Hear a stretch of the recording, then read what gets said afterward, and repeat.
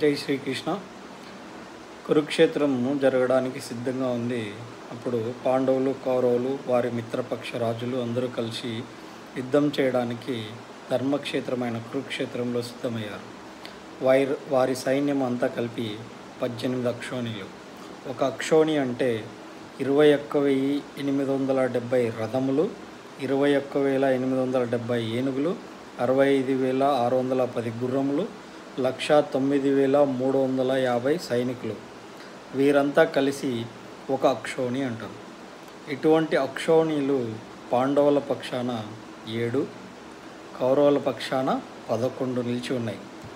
మరి ఇన్ని లక్షల మంది యుద్ధం చేయాలంటే విశాలమైన భూమి కావాలి కదా. దాని కొరకు ఈ కురుభూమిని అంటే కురుక్షేత్రం జరిగిన భూమిని ఎన్నుకున్నారు.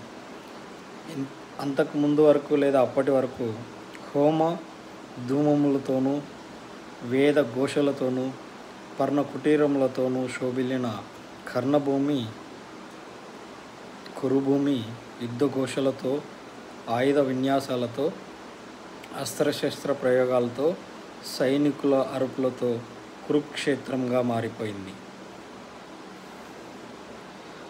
ధర్మ సంస్థాపన కోర్తం ఈ ప్రపంచంలోనే జరిగిన అతిపెద్ద యుద్ధం కురుక్షేత్రం.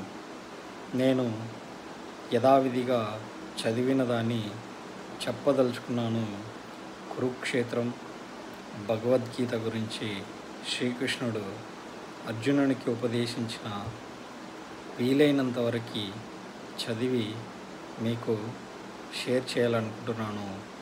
నేను చాలాసార్లు విన్నాను, చాలాసార్లు చూశాను. చెప్పడం మొదటిసారి. తప్పులేమన్నా దొర్లితే క్షమించండి. ఎందుకంటే నా ప్రయత్నం చనిపోయిన వాళ్ళ దగ్గర భగవద్గీత పెట్టే కంటే బతికుండగానే ధర్మాధర్మాలు నేర్పించగలిగితే రేపు అన్న రోజున వాళ్ళ భవిష్యత్తు బాగుంటుంది.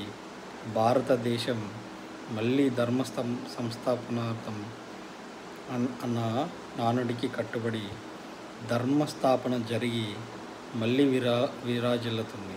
అందుకే నాకు తోచినంత వరకు, నాకు సమయం ఉన్నంత వరకు నేను భగవద్గీతని, కురుక్షేత్రంలో జరిగిన సంఘటనల్ని చెప్పడానికి ప్రయత్నిస్తాను.